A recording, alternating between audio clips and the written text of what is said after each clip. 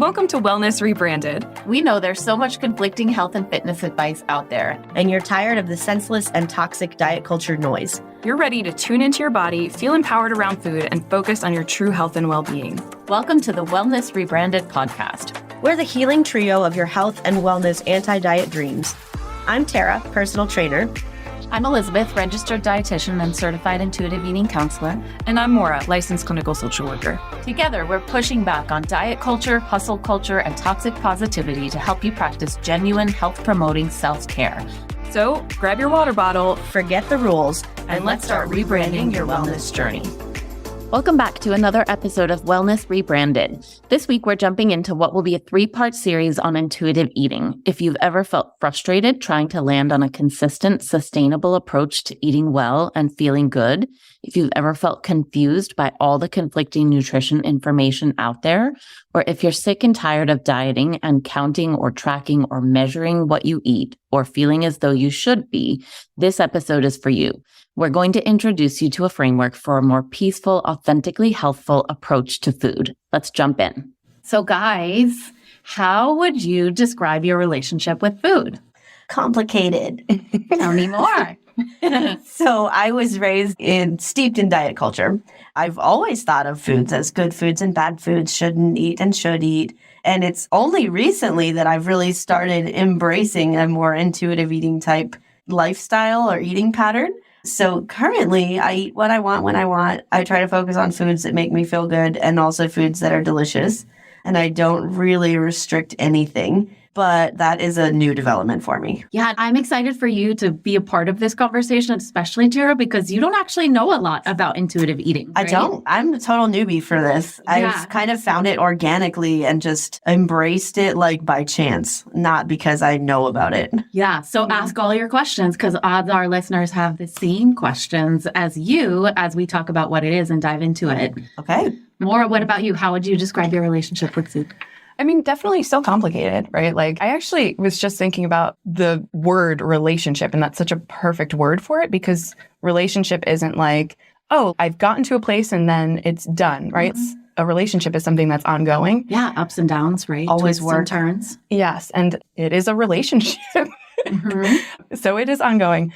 And it's definitely in a place that I feel way more comfortable and way more trusting of myself, which is relatively new, probably only within the last few years, not even last year. But I initially had heard about intuitive eating forever ago, but I always felt like, oh, that's something that'll be for me when I get to a certain weight. Once I figure out how to eat right, then I'll do intuitive eating, and because then I can trust myself. So that's kind of the gist. I'm on again, off again relationship, I guess. Yeah. But then you made the leap to embracing intuitive eating.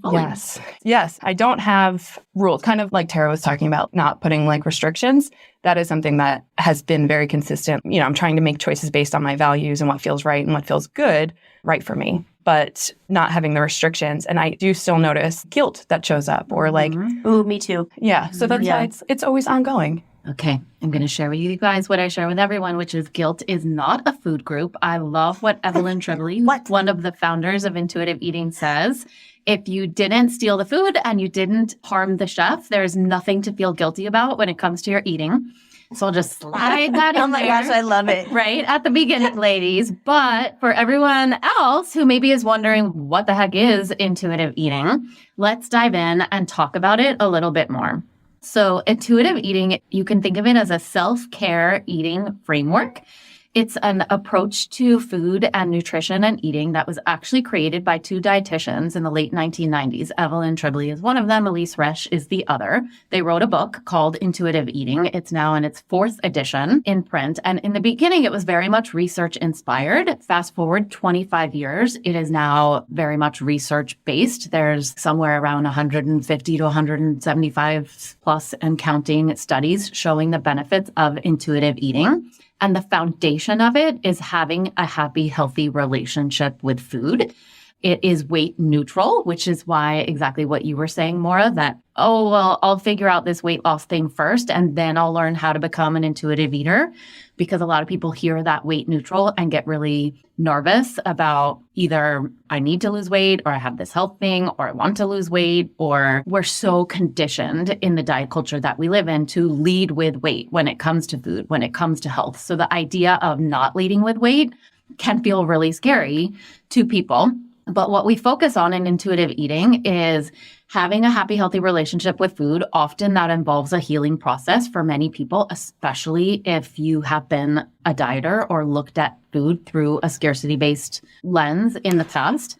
We really put the emphasis on healthful behaviors and how you can care for your body. So Tara, what questions come up for you right away about intuitive eating? While you were talking, I was thinking, I have so many clients who I feel like would identify with what Maura was talking about with, oh, I'm totally going to do intuitive eating once I lose this weight. Mm-hmm. And I'm not going to lie, that does sound appealing to me too. Like, oh, I would love to eat whatever I want, but, oh, I should probably lose a few pounds first. Yeah. You know, like, I feel like that's a really common thought. How do we like combat that? Yeah, so awesome question. And there's two things I want to make sure I talk about in response to what you just said. The first one is if you're having that thought of, but I'm not really happy at the weight that I'm at right now. And so I need to figure that piece out first, and then I'll learn how to eat intuitively. My response to that is, how has that worked for you so far? And I say that with so much love and compassion, but most people who feel that way have tried all the different diets, right? You've tried leading with weight loss. Mm-hmm. And for the vast majority of people, because we know that there's no reliable evidence-based diet out there that can help people lose weight and keep it off long term, most people have the experience of, but I tried the diet and maybe I lost weight with that diet, or maybe I didn't, but I ended up back in the same place I started eventually. And that's not because they did something wrong. It's because dieting doesn't work. And the setup of dieting is flawed from the get-go. Our body has all sorts of mechanisms to defend against that, is one part of the answer to the question. The other thing that I would say is think about the toll that dieting has taken in your life, right? So it's not, what I wish people could understand is it's not just that diets don't work, right? And if I were to, some other episode, we'll really go through the science behind why diets don't work and what actually happens in your body. But odds are, if you are a dieter, you have your own lived experience. You don't need me to tell you that it doesn't work, right? You maybe think it was your fault that it didn't work. And please let me be the person to say it is absolutely not your fault. You're not doing anything wrong. It's a flawed system from the get-go.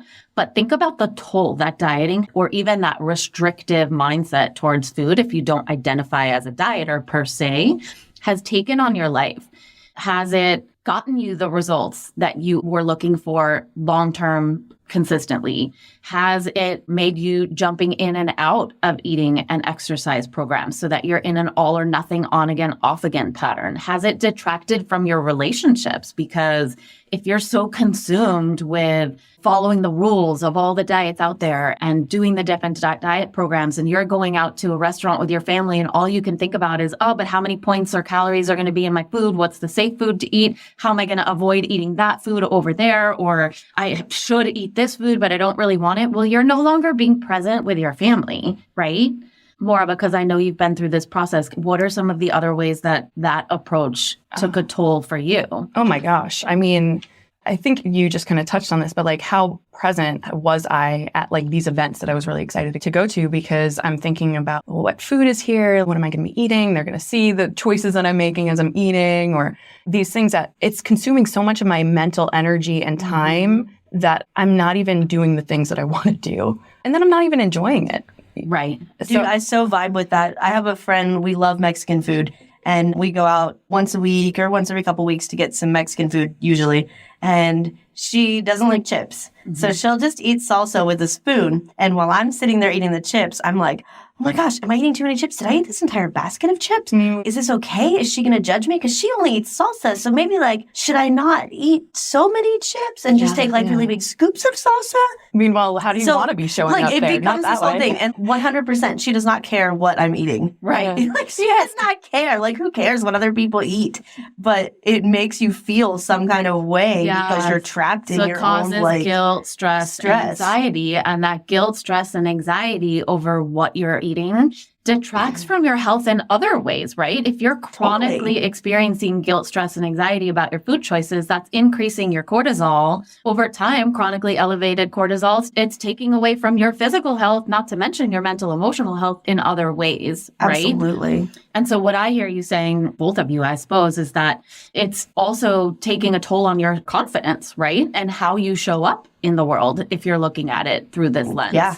It's a total self-esteem thing. Yeah. Dieting also takes a hit to our body image, right? So part of the answer to your question, Tara, then is it's not just that diets don't work, but that they're actually causing harm in people's lives and detracting from health and well-being in other ways.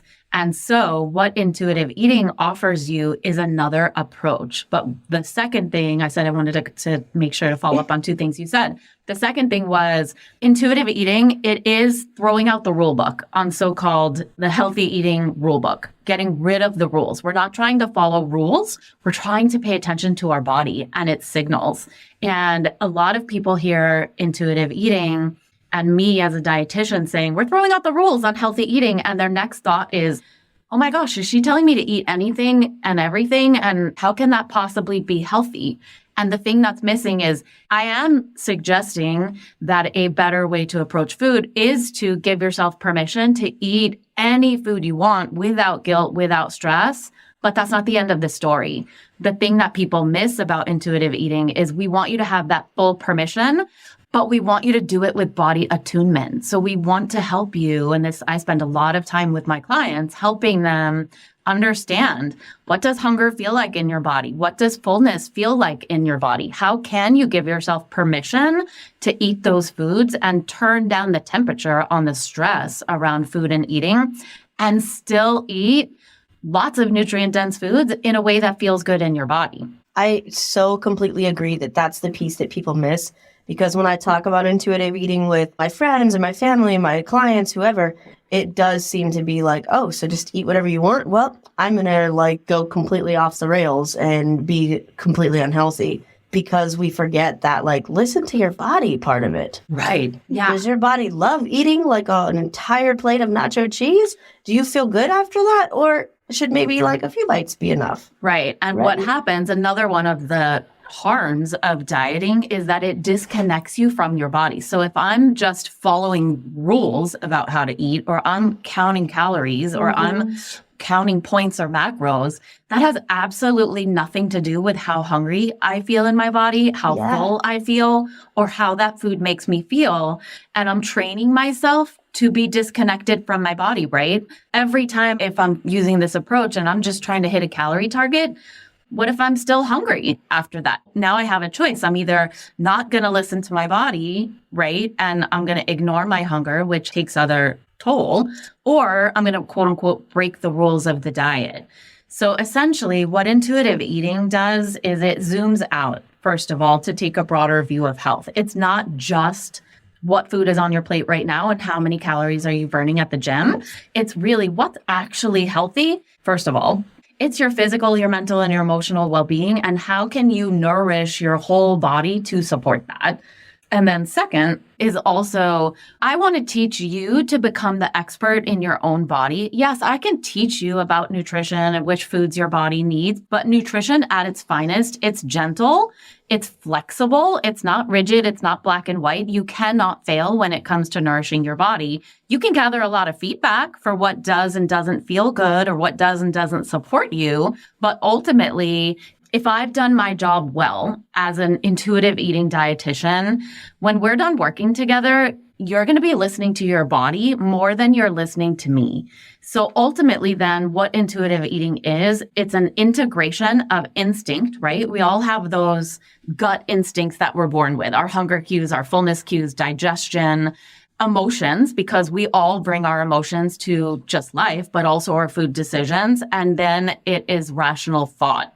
And that's where we pull in the nutrition information of, okay, which are the foods you want to eat more of versus the ones you probably want to eat less of? And how do you want to support your body if you have a health condition or some other very specific concern? What do you need to know to support that?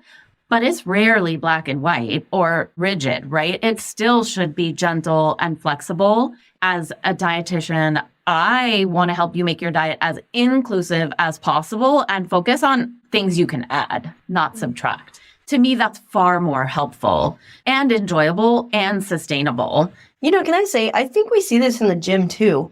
There are certain exercises that just don't feel good for people for like no good reason. Their body just doesn't like doing whatever. And I think it's really important to listen to your body, whether you're in the gym or whether you're in the kitchen. It doesn't matter. Yeah, I totally agree. We have that body wisdom. And the reality is we're all born with the ability to self-regulate our eating. Babies don't need to count calories. Toddlers don't need to count calories or follow rigid rules. They can self-regulate their eating when they have body trust, when they have a wide variety of foods available, and when they have a caregiver who just supports them in that process. Well, that's what we need as adults as well. So ultimately, intuitive eating is about rebuilding that body trust. So you don't need someone else to tell you how to eat. You don't need a bunch of rules. You trust your body and you have enough nutrition knowledge that you can kind of put it together and make it happen. I really like that you touched on to like health conditions, because I think that's often like a sticky point. And I'm thinking of someone in my life who I'm very close with. A few years ago, they were diagnosed with diabetes, and this person cut out all carbs, and that was not sustainable. Yeah, it was like they felt physically good in some ways, physically better in a lot of ways, and also emotionally drained and exhausted, and couldn't continue to do that long term. Right. And also, if you have diabetes, you don't need to cut out all carbs. That's not actually the medical I feel like that would be nutrition very for that. dangerous, actually. Okay. I might have been exaggerating. I know. Like very low carb, Yes. but like very rigid, kind of what you're talking about. Very rigid rules. Yeah. And if that turns into kind of stress, anxiety, obsession about how you're eating or disordered eating, which is really common, well, then that's not actually promoting your health either. Right. So intuitive eating, frankly, in my opinion, it's for everyone. If there were no diet culture, it would just be called eating, right? And listening to your body. There's so much more that I want to say about it, but that's probably, we should just wrap it up by saying, if you are out there and you've been struggling to land on an approach to food that feels good in your body, that supports your health and well-being, that you can actually do for the rest of your life, I really, really, really encourage you to learn more about intuitive eating, because it's the solution. It helps you find that happy, healthy middle ground.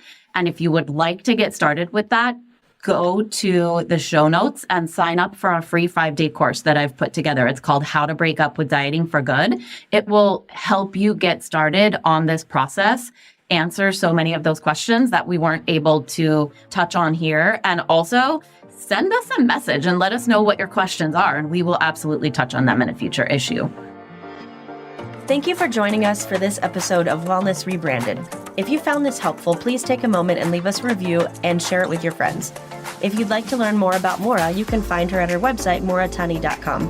If you want to connect with me, find me on Instagram at Tara DeLeon Fitness. To connect with Elizabeth, visit her at www.elizabethharrisnutrition.com, and while you're there, follow the link to join her Health and Healing with Intuitive Eating community on Facebook.